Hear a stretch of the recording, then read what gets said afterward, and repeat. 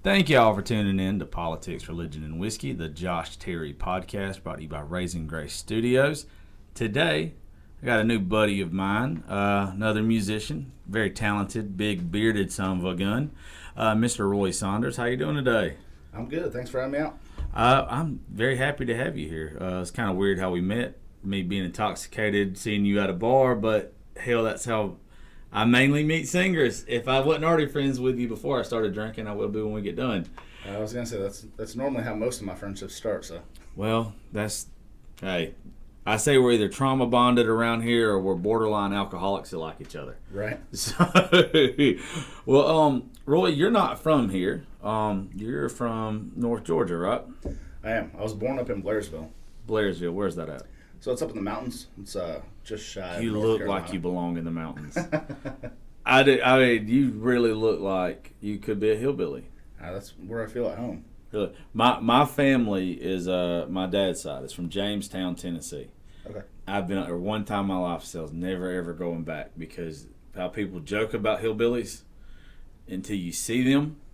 It's a whole different breed of animal. You hear the banjos playing, and I'll put it to you this way: me and my family took some of our family members there out to eat while we were there, and we were like, "Hey, dress up. We're going to steakhouse or whatever." Daddy took us, took them to. Well, the next day before we get ready to go home, they're like, "Hey, we want to take y'all out to eat before you go home, so y'all get dressed up or whatever." I'm like, okay, cool. I shit you not. They said, just follow us. They took us to KFC. They took us to KFC and was like, it's on us.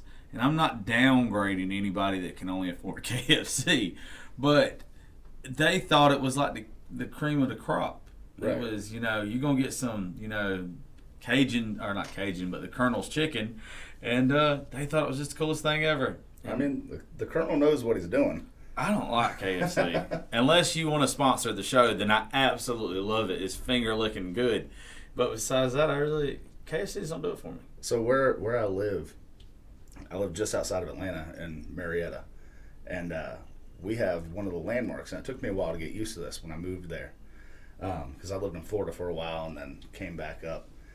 And everybody would give directions. This was before GPS was around. Everybody gives directions on, you're going to go down to the Big Chicken. Either you're going to head towards the Big Chicken or away from the Big Chicken. You're going to make a right at the Big Chicken or a left at the Big Chicken. And I shit you not, right there in Marietta, there's a KFC that has probably a huge chicken. It's like a 2-story tall fucking chicken that its eyes roll and its mouth opens and closes. And that's a landmark of the area. I was conceived in Marietta. Were you? My mom and dad met in Marietta at a bar, and they were both young. And my mom's originally from here, or from town over in Eastman, and they dated each other for a while. Mom got pregnant, and when they got pregnant, it was like, we don't want to raise a kid in Atlanta, in Marietta, so they moved down here. My dad has been here. He's a Yankee. I say he's a Yankee. We like to give him hell about it. We call him a carnival, like a carny, and a Yankee. Anything really to piss him off, because it's funny to us. But he was born in Ohio. They met in Atlanta, but now we're here. So Marietta's got some ties to us. I got some good friends up there to work at Dobbins. Okay, yeah. And everything. So that's cool. Well, how did you end up getting started in music? Because I'm guessing the Hills had something to do with that. You'd be surprised. I say that I'm from Blairsville. I was born there, and grew up there a little bit, and then we moved down to Gainesville, Georgia, and then we bounced all around. So I lived in Jacksonville, I lived in West Palm Beach, I lived in Augusta. Just family moving for work, or yeah. But my dad was a musician. His dad was a musician. So the house was always full of music. Oh. My grandfather on my dad's side was the president of the Musicians Union in Jacksonville, Florida. And that's where my dad was born. So he played music. He was in World War II. He played music overseas. He played piano for the liberation of France. And then my dad was in a rock and roll band in the 70s that toured around the Southeast. They opened for Skinner and Molly Hatchet and Dude, that's cool. So, but I was I was really against playing music when I was a kid. Because you were just around it so much? No, it wasn't that. It was the fact that I wanted to be a drummer. And you're one of those. My grandpa was a pianist. My grandpa was a pianist up until the day he died. And my dad's a guitar player. So my dad, when I was probably 6, 7, something like that, he put a guitar in my hands, and I wanted nothing to do with it. And now I kick myself in the ass because I was like, I'd be such a better guitar player than what I am now if I would have learned then. But I wanted to learn how to play drums, and he wound up finally getting me a snare drum, and that's all he got me was a snare drum. And I looked at it and I was like, what the fuck is this, dude? Yeah. And he's like, well, if you learn how to play that, then I'll get you the rest of the kit, but I'm not going to buy you a whole kit if you're not going to play it. Yeah. And I didn't understand. Now I understand because all of your roots come off of a snare. Yeah. But I looked at it and I was like, man, this isn't cool. I was like, the snare drum sucks. Yeah. So I wound up just not having any interest in it and didn't play anything. And then when I think I was 18 or so, I had some buddies that had a metal band and they were looking for a bassist. So my dad gave me a bass that he had, and I wound up learning how to play bass. And how long did it take you to pick up bass? Bass was real easy. It came pretty natural, and especially the way that they explained it to me, because they were just in like dire need of a bass player. And playing metal bass is pretty easy unless you're like, Cliff Burton or something like that. They were like, wherever this guy's lead finger is, you put it there, mirror him, and just rock your other two fingers as fast as possible. So then from there, I wound up leaving that band, and what kind of metal did y'all play? We did pretty much nothing but originals. Oh. I didn't really like heavy metal, 80s metal. No, it was heavy metal. Like, you ever heard of Helmet? The band Helmet. It was very similar to Helmet, but it was some pretty heavy shit. Yeah, I've never got into it. Metallica is about as well. Metallica, Godsmack, some of Stained, some of that. Like, I like that stuff, but there's not a lot of it that I can get into. I don't like being hollered at. I went through a pretty decent metal phase, and it was metal hard rock. But I grew up listening to everything. My mom was more of a country person, so I had her country influence. My dad had the southern rock, and then he also loves jazz. So I had a wide variety of music, and then I started figuring out stuff along the way, and that's kind of what took me to being a metalhead for a little while. I have this vision of you though. Like, I really want to hear you do a blues song. Blues, I'd love to do blues. I love the blues. Like somebody like you, your voice. I'd love to sing blues. Yeah. I'm definitely, I undersell myself a lot, but I don't see myself as a blues guitar player. Yeah. When you start playing blues Shit. and jazz, that shit makes no sense. My dad can play it all day long. Man, you're if you can play the blues guitar, you're special. Right. I mean, everything that the notes they hit, and then from one to another, the seamlessness of it. Oh, dude, I love it. My dad tried to teach me. It was probably about 5 or 6 years ago. He was trying to teach me how to play jazz, and the chord shapes. I was like, it doesn't make any fucking sense on what you're doing here. Yeah. Because they're all seventh and diminished and this stuff that I'm like, well, from everything else that I've learned on guitar, none of this goes against all the rules that I've learned.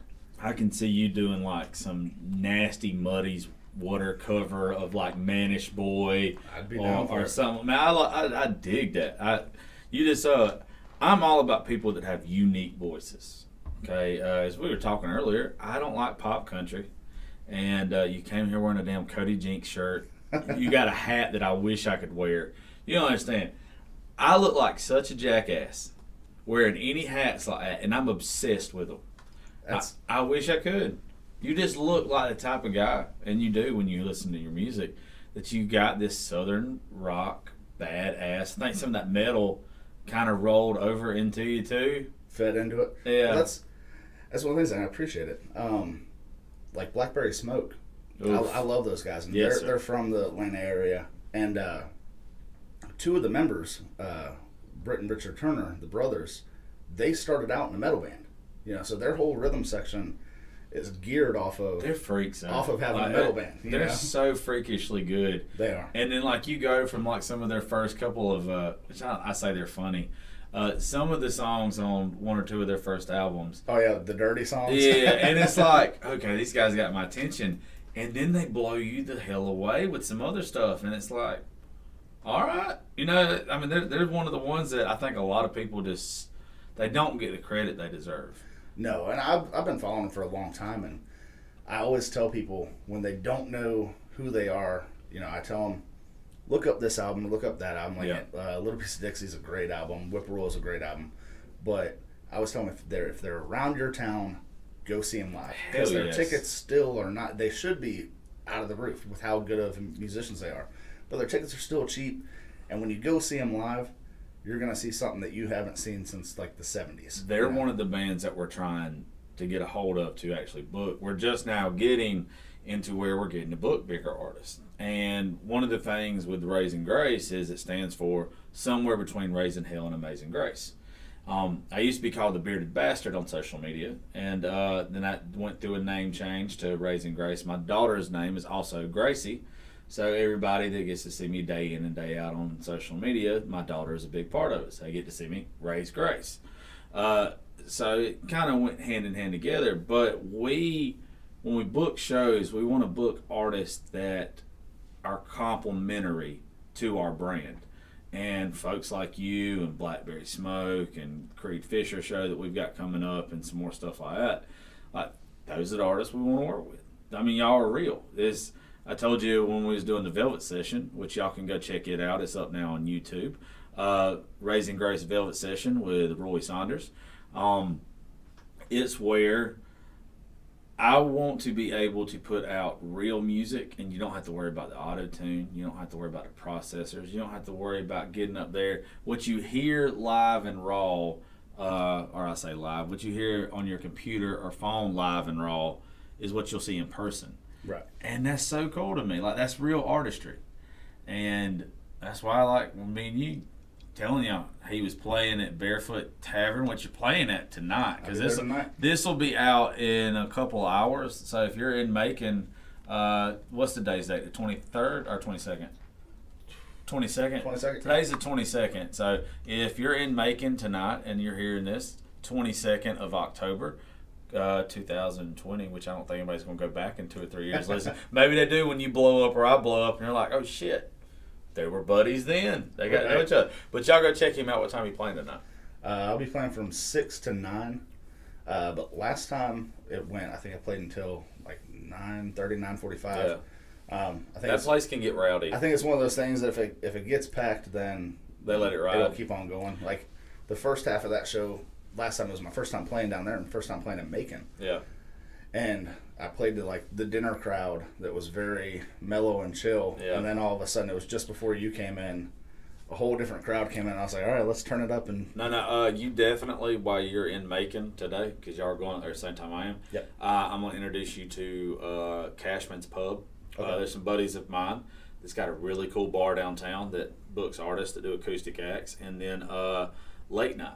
Late Night is one of my friends is the bartender there, and also how I met the owner about 2 weeks ago, shit-faced, and he knew who I was, and we got to hit it off, and we exchanged numbers, and then like a jackass, the next day I texted him, and because I didn't know his phone number it was in my phone, and I texted and I was like, sorry, I had a missed call from this number. Who's this? He's like, oh, this is the owner of Late Night. You got my number last night. So there ain't no telling what the hell I told this guy. Right. Like there's just I think until like I hear somebody say shit that I said the next day, it's like I'm a very good drunk. I conduct myself very well. But no, like you, when I walked in the door that night at Barefoot, it was an attention grabber. First of all, you look like me. Right. Like we both got big beards. We're not little fellas. So it's like, oh, I like seeing that. Like I like seeing rough. I don't want my country music played by pretty boys. Right. I don't want my music, period, played by pretty boys. So when I see somebody like you didn't have on fucking skinny jeans, and you didn't have on a band T-shirt that you know like hell you never listened to. Right. It makes me so mad when I see these Nashville artists and they've got like on a, whatever band it would be, just what's it like, Panther or something like that. I don't know why that's the only one that came to my mind. Like I can't think of anymore. But like those '80s metal bands or whatever, and it's like they got a Steel Dragon shirt on. Yeah, and you're like, you didn't listen to that. Like, there ain't no way in hell you've ever listened to that. I see you. You're just wearing something you think is trendy. But with me walking in the door and not seeing you, which is crazy because you said I didn't remember I'd got a tattoo that day. I actually met you then the day I was fired. I met you the day that I was fired. And now I'm going to get a tattoo again today, working on the rest of my sleeve. And I'll get to go see you again after 8. I'm all about signs. Like, I am a big person that believes in, like, signs and you're in the right place at the right time. You meet the right people. So it's not really eerie. But it's like, okay, this dude was supposed to be down here this day. Well, it's really convenient. I was already going to be across the street. So now I know you're melting faces tonight. It's one of those things, talk about signs, like my girlfriend, she's very much into that. And I always started I would play my original that's out, Stranger. And then right after it, I would always, and I have done it for every show for the past 2 years, I play Travis Tritt's I'm Gonna Be Somebody. Oh, shit. And I just fell in love with you. It's one of those things that I always say it during the show. I'm like, look, I started doing this as putting good energy out into the world and good vibes. And it's worked out really well because ever since, I mean, I don't know that it's solely because of that, but, since I started doing that, things have lined up. Good things have happened. And I love that shit. So I figure I'm going to keep on rolling with it. It may be the cause, it may not be the cause. You definitely should. Anybody, God, I wish you wouldn't have said it, though. I know for a fact, when you talk about signs and shit, like occurrences and stuff, there is a rule of thumb with me that if I go somewhere and the singer is playing Travis Tritt, I know I'm about to have a great night and I am going to drink way too much and I am going to feel like absolute hell the next day. But there's something about Travis Tritt's music. He's got my all-time favorite song, and that's Drift Off the Dream. It is, I probably won't ever get married, but if I ever do get married, it's to that song. Right. And it's my all-time favorite. And it's hard for like people like me and you that love music the way we do to pick one, but that's it. Like, I know where my go-to. Well, he's got such a deep catalog, and even some of the stuff that he's covered. Oh, man. Just are ridiculous. Like, I was in a band back in, like, it was probably 2013, somewhere around there, that he covered Atlanta Rhythm Section's. I already know what you're talking about. I've got it on my phone. I can't remember the damn name of it. It's something. I know what album it is. Oh, shit. Because it's like a weird cover on the album, too. It is. It's something you wouldn't think. Yeah, it's. Shit. Homesick. Yep. Homesick. That's it. No, he kills it.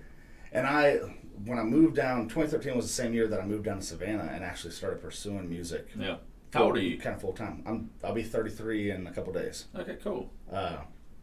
So when I moved down to Savannah, I started up a band. It was kind of a random thing. I didn't go down there looking to play music, but I wasn't against playing music. And my buddy, I knew one guy down there, and he wound up becoming my lead guitar player. But he helped me. I met him at a wedding, and I was like, yeah, I'm moving down to Savannah, blah, blah, blah. And he was like, oh, well, I live there, so just whenever you move, let me know. This was like 3 months before I moved. Yeah. And I just didn't know that people were genuine down there. Savannah is a very unique place, and you usually find really good people there. Yeah, like I'm used to dealing with a whole lot of assholes. Well, you came from fucking Atlanta. Exactly. There's never, and I'm a huge sports fan.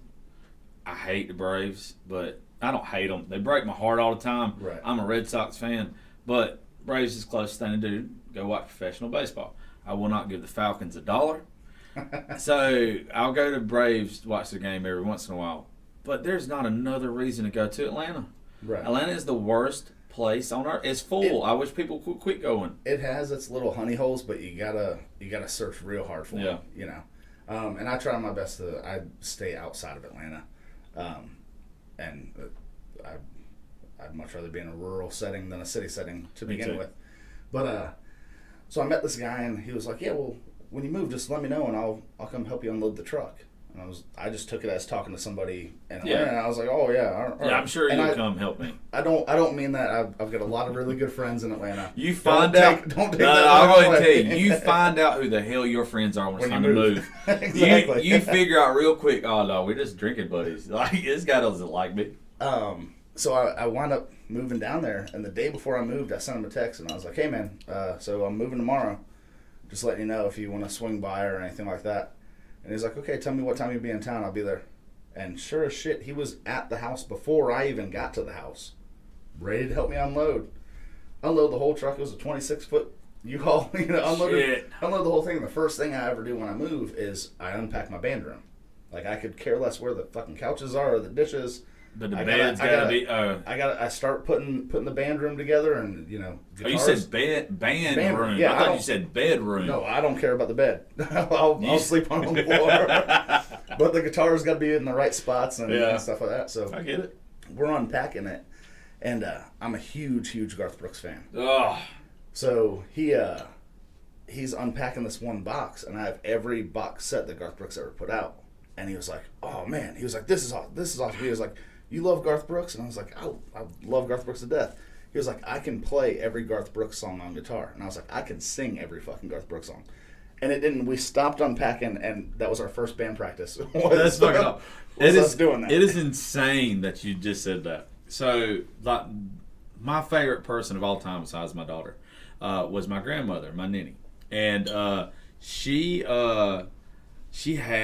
passed away like in 2001, and she had a Garth Brooks CD set, and it was the one that had the Red Checkered album in it. It had the Rope the Wind album in it, or whatever. It's like 6 great albums where you can just put them on and let them ride. Yeah. After she passed away, I cannot tell you how many times. 'Cause I turned 16 in like 04. You mean you're the same age? So it's like 03, 04, somewhere in there. I think 03 would be about Yeah. right. Okay. So once I started driving, I had that box set, and I'm talking about forever. And then he came out with that other one that had the Scarecrow album and everything on. Yeah, I'm obsessed with Garth Brooks. Yeah. I hate a lot of things that he says and kind of some of the shit he's done. But when you go for song, as an artist and an entertainer, I think, and like a lot of people want to say that "Friends in Low Places" is his best song. It's not even close. No. My favorite song from him is probably "Cowboys and Angels." Cowboys and Angels is great, but what she's doing now and all, oh my God. So my all-time favorite Garth song is an obscure one, but it's off the Rope in the Wind album, and it's "Lonesome Dove." Shut the fuck up! No, we're best friends. I cover that song. You do not cover "Lonesome Dove." Yeah. And I'll and pull it out. Lonesome Dove. She was a girl on a wagon train. And it was one of those. It's one of those first memories. I'm the biggest Lonesome Dove fan though. Like I absolutely love the movie. So when I heard that actual version of it, like, and it's just one of those songs that I play all the time, and you can't find it on anything besides YouTube. No. So it's just like, if I could have this song on repeat, I would. That's insane. It's one of those things. It's one of the first songs that I have like a memory of, because the Rope in the Wind album was my favorite Garth Brooks album. That's the blue one. He's got the blue and black stripe. Yep. Yeah. It's got Rodeo on it. It's got Papa Love Mama on it. I think that's the one that there's 2 different versions of the album, because one of them has there's a song that I absolutely love, and it's like an extra, and it's it's not What She's Doing Now.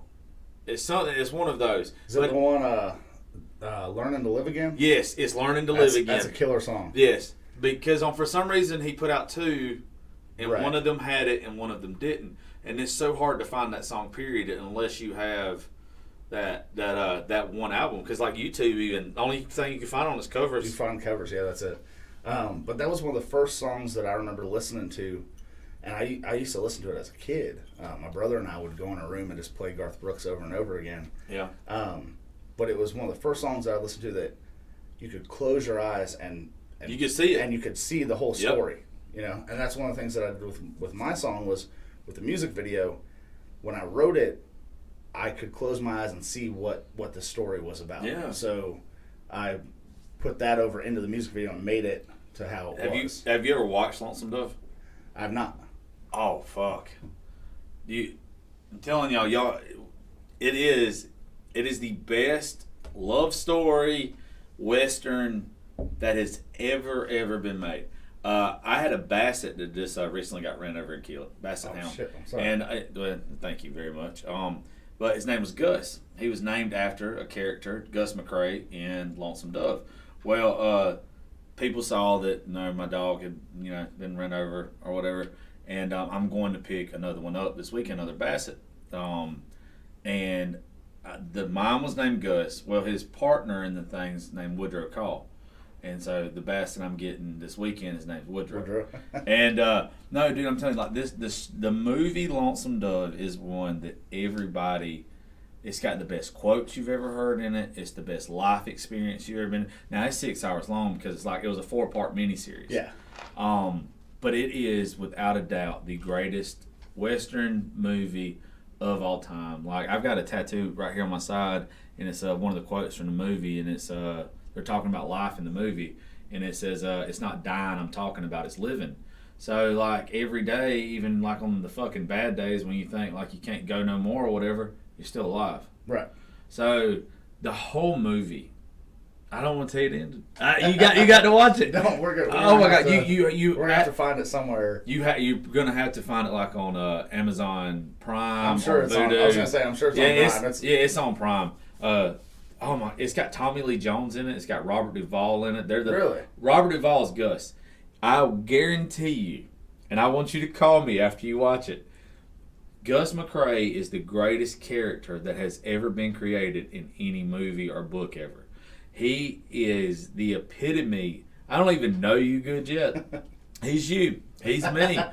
One of the first lines in the movie, they're talking about when he was young. How he used to work on a gambling boat, and he said he had to quit working because he was too pretty and all the whores wouldn't leave him alone. And then, oh man, it's just great. He's got some of the best. My intro to this show has a line from that movie in it, and I'm telling you, it's a life-changing film because it goes through the whole process of being in love with somebody, tragedy.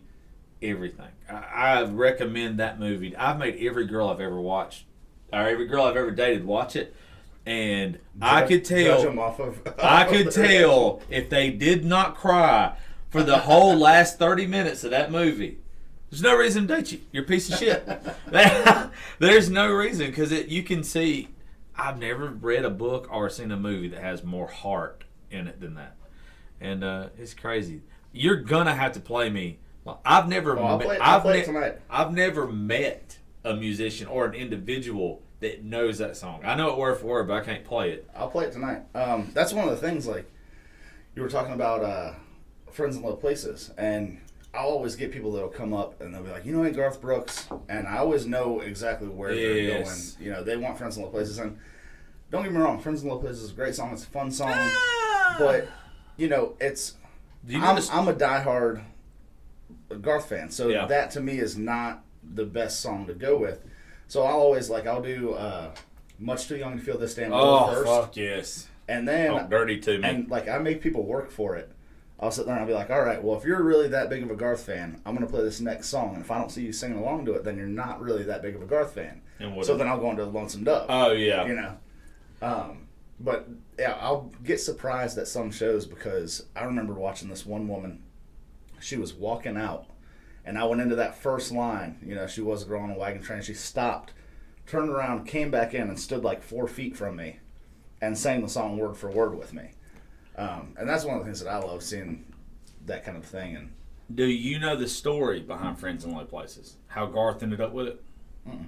Okay. You've been to Nashville probably several times, right? I've never been to Nashville. Don't go.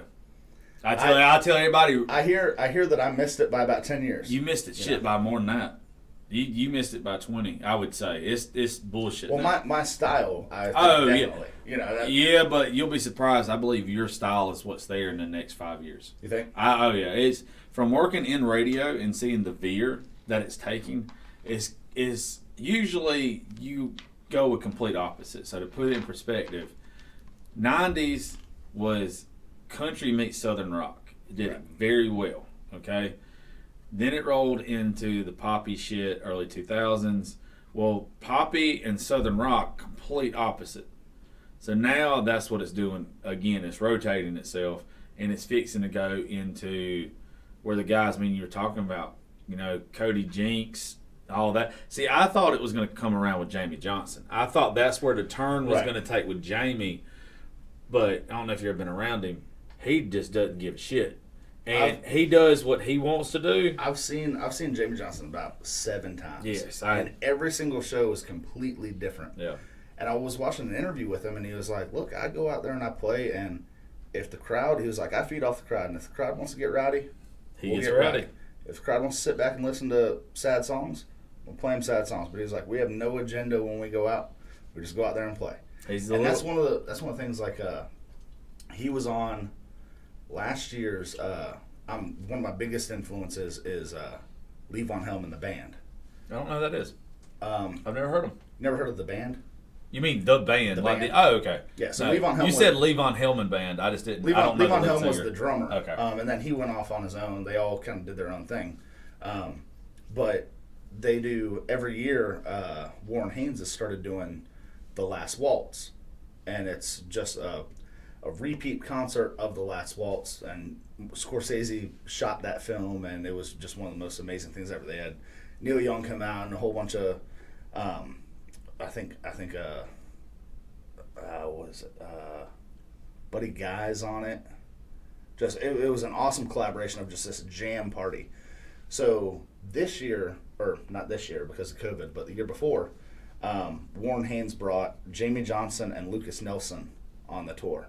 Cool. And it was fucking awesome. And I think that's one of the reasons why Jamie Johnson has started doing some of those jam band things, is because he just doesn't care what way the show goes. He played a show I was part of last year.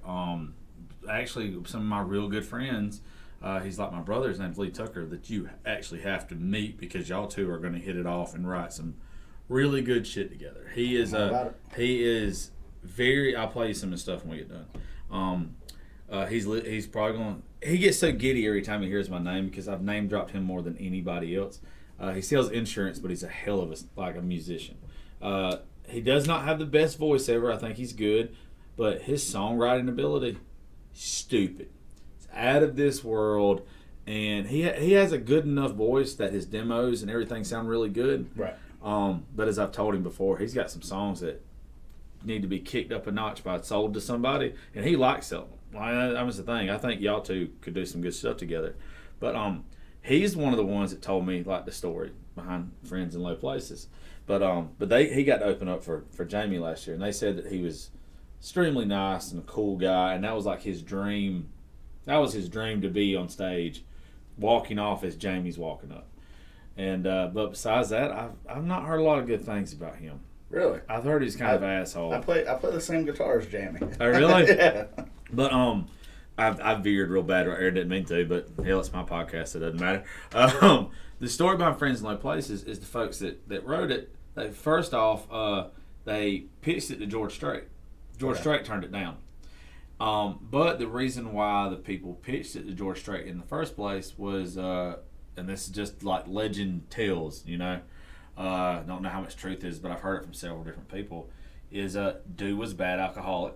He had a very bad bar tab at a place in Nashville, and somebody else that was a songwriter there heard how bad his bar tab was, and this is like in '89, and he's like, you know what, I'll pay your bar tab if you'll make me co-writer on this song, because I guess the dude would play it or whatever there. Right.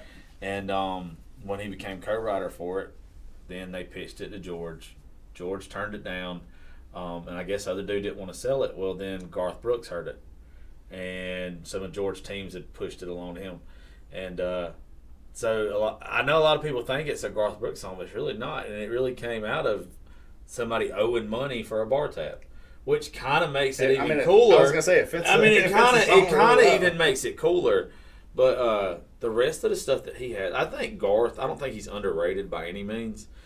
But his stuff that we got to hear as his singles and everything, to me don't compare to the stuff that was, you know, on the B side. Right. And the fact that you know some of that shit, that's cool. Right. What other musical influences or whatever? Because I feel like me and you probably listened to the same shit growing up. Like, more than likely. Before you saying that. I mean, going a little bit different route. James Taylor was another huge musical influence for me. Oh my gosh. And I got to see James. I don't know when it was, what year it was that we went. Yeah, it might have been like 2010, something like that. But I think, I can't remember I think Jen got me tickets for my birthday or something like that. But we saw him at Chastain, and I don't know if you've ever been to Chastain up in Atlanta. It's a amphitheater that's in it's in like the Buckhead area of downtown, but it's tucked in the middle of this neighborhood. All the seats come out, like it's carved into the ground basically. Oh, that's cool. And it is just, the sound is awesome in there. It's unreal, and it's a small venue. It does not hold a ton of people. There's I like intimate shows. There's no way lawn. better anyway. The lawn that's there is maybe the size of like your parking lot out front. You know, there's that's cool. It's unreal. But he came out and he played for, I think he played for 3 hours. There was no opening band. He came out, played for 3 hours, and he's super funny live. Like he sounds just like his album. His band is unreal. But he's really funny, and he's sitting there and he's like, he played for about an hour. And he's like, all right guys, well, that's gonna be it. So he goes and starts to go off stage, and then he comes back and he pulls this big chalkboard up, and I thought it was the coolest thing to see somebody with their set list as a chalkboard instead of, you know, it's like a 4 foot tall chalkboard. I've never seen that before. But he pulls it up and he's like, shit, there's more songs on the back of here. He's like, guys, we're just gonna take a real quick intermission and then we're gonna come back out. But it was one of the most moving, unreal shows I've ever seen, and especially growing up with James Taylor was played a ton in my household. It just brought back so many emotions and feelings, and to see it live was unreal. Yeah. That whole era of music, like the 70s, because I guess that's mainly what James is famous probably for, is in the 70s. Yeah. The actual them telling the stories that they told through their songs is what makes me love like that whole genre of music. And like it was weird because the whole thing was his whole concert is a storytelling session. Yeah. But he was sitting there and he was singing Carolina on My Mind. That's my fave. And he was talking about how he was in Paris. And I guess while he was in Paris, he was shacking up with this girl. And it happens in Paris. His flight was delayed or something like that, so they went to a little cafe, and he wrote Carolina on My Mind there. And there's a line that says, Karen, she's the silver sun, you best watch her way and watch it, make her way and watch it come, or something like that. And the girl was named Karen. And he was like, yeah, I was sitting there with Karen, and the whole time I'm sitting there thinking, I'm like, you know, he's just a really good songwriter that pulled this out of his ass. And I was like, oh no, this is a 100% isn't that where the best songs come from though? 100, yeah. I mean that's where I say all the time. We've had musicians come in here, and I honestly believe that everybody has one all-time great song in them. Right. And it's because it's your life. Your life is unique. And if you can ever find a way to pick your best story of your life and put it into words and rhythm, it's an all-time song. Well, and that's one of the things I had a hard time dealing with it, and I use a core group of guys that I use as songwriters. Like for the most part, I write pretty much the music. Yeah. And it's something that I've had to get used to. I'm a very private guy, so I don't really like talking about my feelings or putting my feelings out there or anything like that. So I've always used other people I'll give a topic or a subject and be like, okay, well, you run with this, and we'll get together on some things, and we'll start figuring out lyrics for it. But it's something that I'm terrible about overthinking it. Yeah. And thinking, like, maybe I'm going to say something in the song that's too much. No. But then I've become, after writing songs and putting together an EP and things like that, and seeing other people's reactions to them, and things that I may think are a little bit too much or whatnot, everybody's experienced something, whether it's good or bad, that this song could help them through exactly whatever's happening, you know. And one of the great now recent songwriters, I think one of the greatest songwriters that's around is Jason Isbell. Oh, talk dirty to me. Where you been at? You're talking about who's your dad? My dad. Shit. Make sure we ain't brothers or somewhere. Right? Damn. My dad was in Marietta. All right, I'm 33 years ago. Oh, shit. Here we oh, damn. Well, shit. Howdy, brother. I've got one, but I've always wanted two. Oh, shit. I don't want the one I got half the time, so we work something out. But, to hear him sing songs like Elephant. That song is the first song whenever someone brings up Jason Isbell, I tell them about Elephant and how beautifully wrote that song is. That line of, if I would have fucked her before she got sick. Yes. To put that out there, that takes a lot of balls, but I'm sure that, it moved me, never being in a situation like that or anything like that, but it moved me in a certain way that I know it could only have hit other people.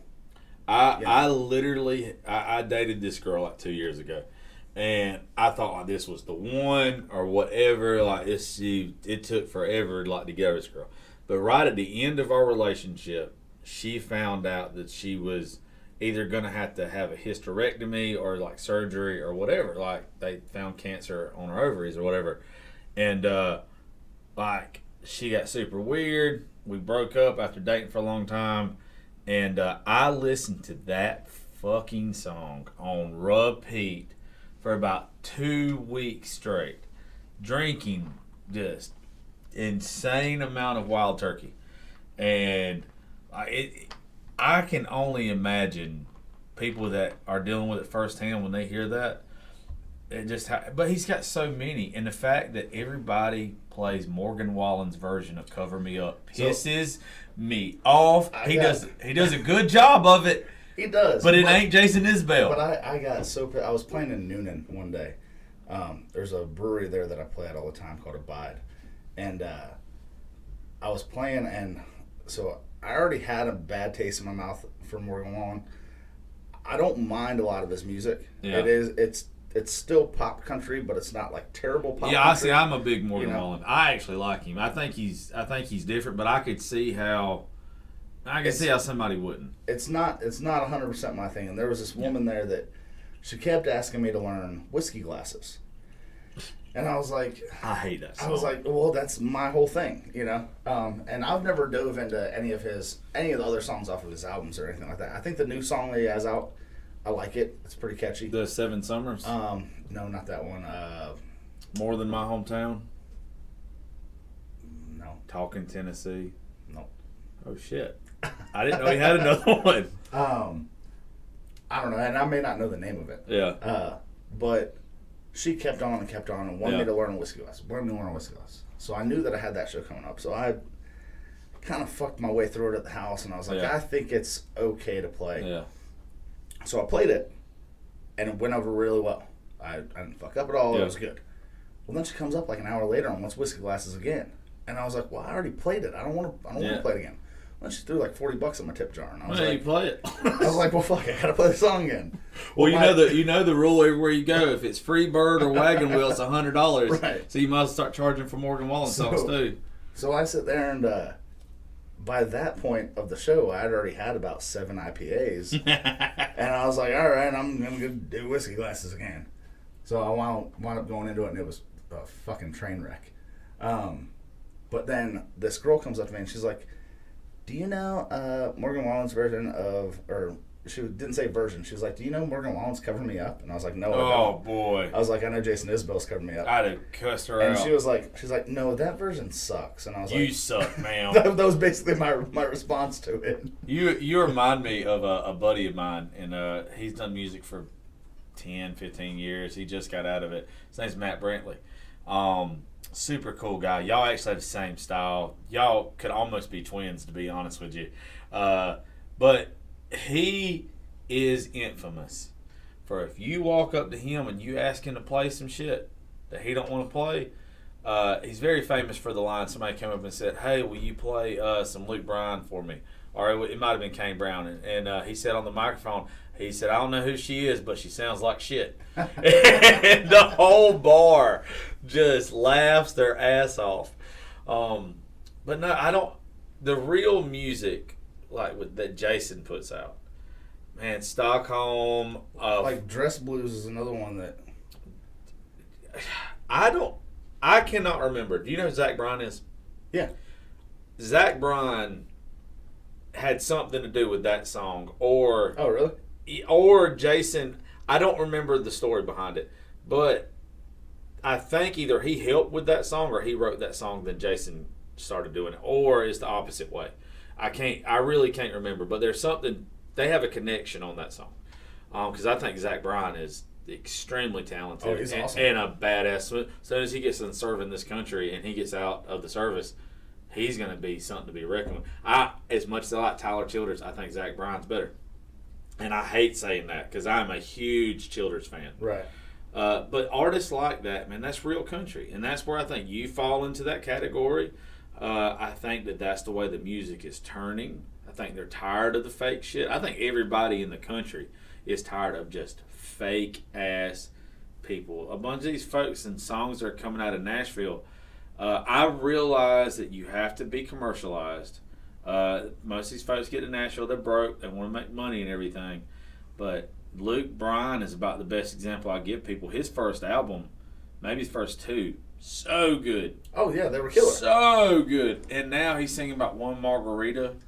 Yeah, I heard that song and I was like, what the fuck is this? And it's like, what are you doing? I like those guys that call them out. Like I play a lot in East Tennessee. Oh, they hate him. So around Knoxville and everything? I play in Knoxville and I play in Gatlinburg a lot. And I've got a buddy of mine up there who's a huge Corey Smith fan. And, he's such an asshole. Corey Smith has that song, "If That's Country, I'll Kiss Your Ass." Yeah. So I sent him, we've got this joke, and I wound up making a meme, and it's a picture of like Kenny Chesney on a boat with like no shirt on. Yeah.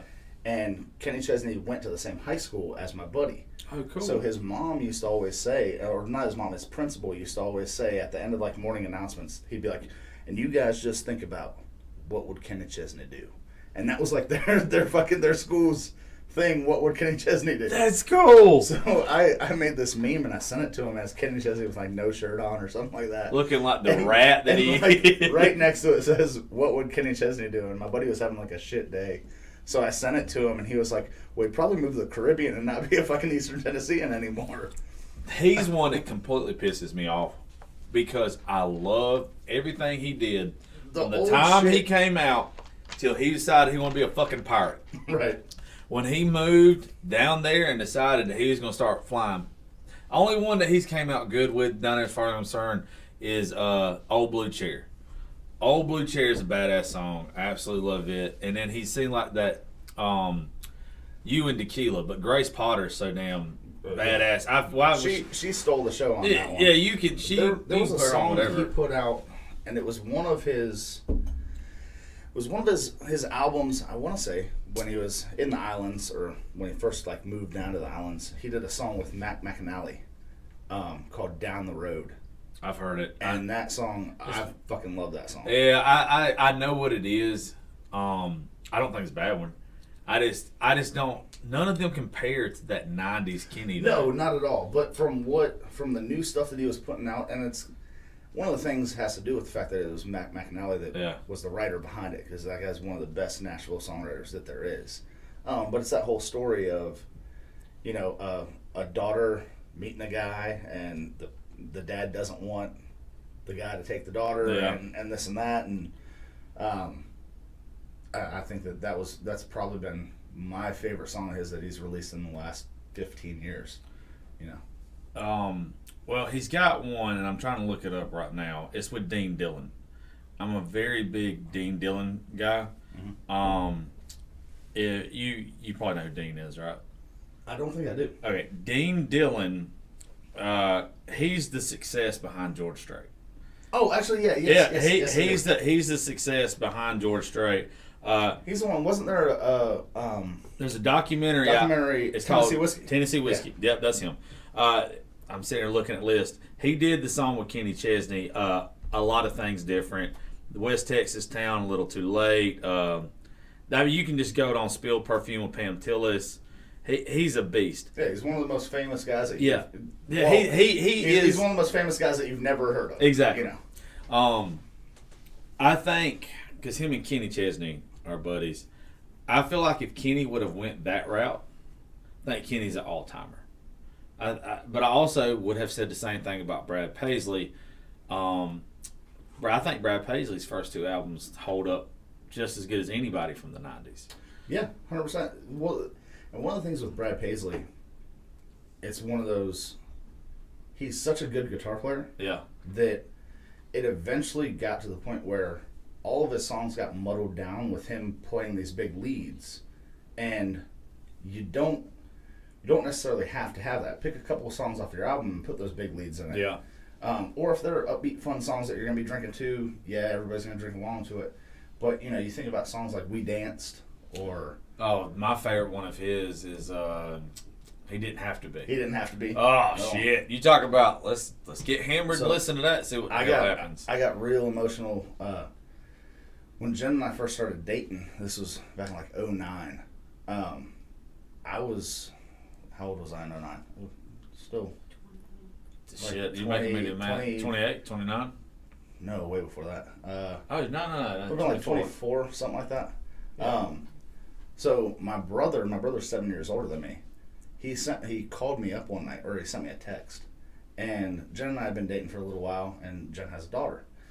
So he calls me up or sent me a text, and he sent me the link with it. He was like, dude, I heard the song, and the song reminds me of you. And I pulled it up, and I knew what it was instantly because I had known the song. But then I listened to it, and I was like, I'm sitting in the car. The one that didn't have to be. I was like, you son of a bitch. It sounds like you're tenderhearted. I'm I'm a fucking crybaby. I got one that's going to completely ruin your life when you leave here today. And it's poppy country, but it's this one right here. It's LV Shane. It's a new song. It's called My Boy.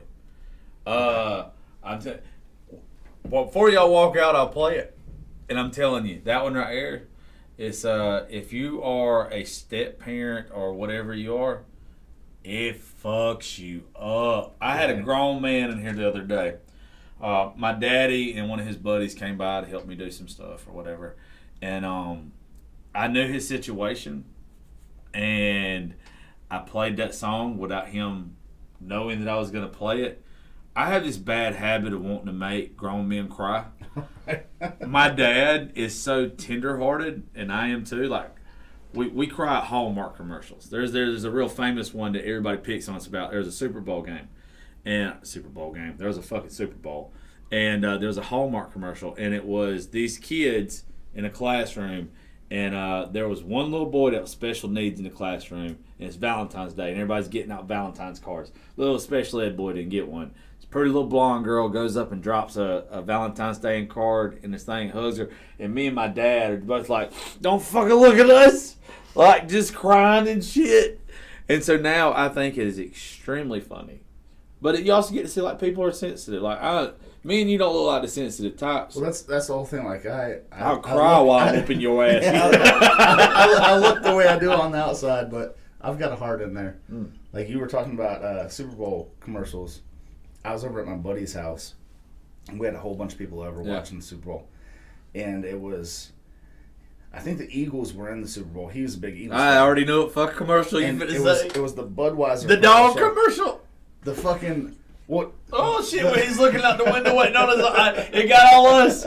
Oh, shit, I remember that. And we're sitting there, we're all drinking, and, like, I look back, like, I couldn't have them looking at my eyes or anything, so I looked back.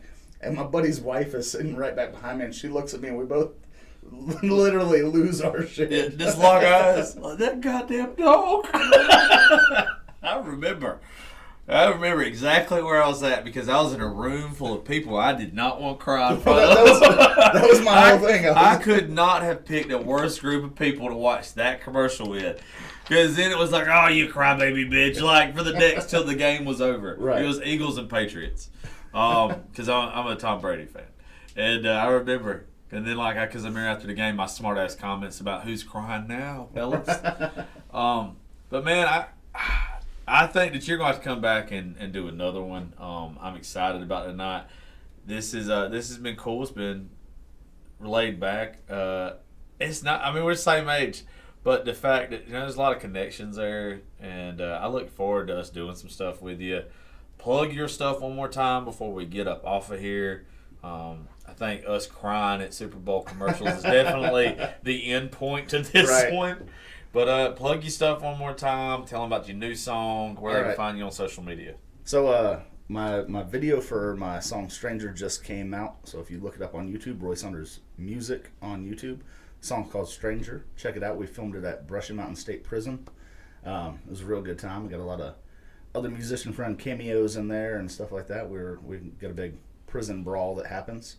I whore myself out, by the way, for music videos. Just so you know, I like to put our brand and myself in music videos. So that was one of the cool things. Next time you do one, holler at me. That was one of the cool things they did. They etched my logo onto like walls and stuff like that. Oh, that's cool. We can get a Raise and Grace one in there. By the way, y'all's logo, you're sick. Thank you. I absolutely. I don't run into a lot of. I mean, because it's always the guy's name spelled out, but it's spelled out in the shape of a guitar. Right. It's very seldom you get one that's just super cool. Slideberry Smoke has a great one. Yeah. But yours is nasty. I dig it. My cousin lives in Charleston, and he actually drew that out for me. Cool. Check him out on Instagram, Low Tide Designs. He's a killer artist. Sweet. And he's just now learning how to tattoo. So I was like, yes, free tattoos. Oh shit. I've already got them planned out. I just need the guy to go through. Man, I'm such a bitch. I wanted to have sleeve, and I wanted this right here done, my chest piece done. And so I started the day I got fired, the day I met you. I still got 3 more sessions to go because I didn't realize what a bitch I was anymore. And I cannot sit there longer than 2-3 hours. I get tender. Dude, I can put in the time. I've got a quarter on my back done. I got shit on my arms, but when I did my chest piece, and it's still not finished, that was the most excruciating pain I've ever been to. When they get on your breastbone, right? Yep. Holy shit! All right, so mine runs around my tit, up my sternum, on the collarbone, and then back. I sat there and I had to grab the bottom of the fucking chair. And the guy who's doing my tattoos, shout out to Redemption Tattoo up in Macon. Y'all look them up. They're freaking awesome. Thank you, Chris, for the work you're doing. He didn't tell me. He did not tell me how bad it was going to hurt. Because the first thing I did, because I'm getting a lot of stuff covered up when I was young. Right. And first session was like 4.5 hours or whatever. And it was just on my bicep and shoulder. And he did not tell me the chest piece was going to feel the way it did. And then we had the discussion beforehand because he was like, do you want your nipple covered or do you not? And I was thinking to myself, I was like, well, it's going to look weird if not. And he said, look, I'm just going to be real with your ass. I got to tattoo that nipple. It ain't feeling good. You ain't like, and then, but my dumb ass, I go look at Dwayne "The Rock" Johnson and I see where he got his nipple tattooed. And I'm like, I'm going to do this. And then like, I'm not Dwayne "The Rock" Johnson. Dude, I had my nipples pierced for a while, and that is... Oh, big boys don't get their nipples pierced. I wasn't big then. Oh, well, I know the feeling. I used to be in shape, too. Then I got fat, and then I lost weight. They had to fix part of my chest tattoo, because the first guy who did it was off-centered a little bit. And they did writing up across my 2 collarbones, and like just below my throat, and that was... I know. Mine's in here. Yeah. They didn't get in the throat, but I've got all the collarbone and the neckline. They get on that neckline, and right here, you find out how big a boy you are. You start feeling shit in your jaw. Oh yeah, because you can hear it rattling, and you're like, nope, this was a stupid idea. But if I don't go through with it right now, he's already started. So yeah, like fuck, I can't help. Like I have to finish this. Otherwise, I'm gonna look half doodled, and I'm not gonna look half doodled. Right. Like I am going to the beach without my shirt on, and somebody's not gonna be like, he's a puss. Like I could see him, like he just couldn't take it. I got a buddy that, God, I'm not gonna call his name out because I don't want him or his wife to cut me and get mad at me. He got a barbed wire tattoo on his, like, because that's what it used to be cool to get barbed wire tattooed on you, around his bicep. Well, when it got to the under part of his arm, he was like, it can only go so far, so his barbed wire comes off. He never finished it. Oh, and that barbed wire, he done gain a little weight too, so that barbed wire done stretched the hell out. So it's only like on like 2/3 of his arm. Oh, it's ridiculous. But man, I hope you come back down. I hope the show tonight's good. I can't wait for us to book you for some shows next year. Us get to know each other better. Main thing, I can't wait to hear you play Lonesome Dove. I haven't pulled it out in a while. I'm excited about it. Yeah, do not play it till I get there. I won't. No, wait till my fat ass walks in that door and I'm in pain from getting a tattoo because I promise you I'm going straight to that bar and I'm getting some liquor. Shout out to Barefoot Tavern too. Cool people there. But thank you, brother. I appreciate it, and we'll be seeing you real soon. Thank y'all for listening to the Raising Grace podcast, Politics, Religion, and Whiskey. And we'll be talking to you real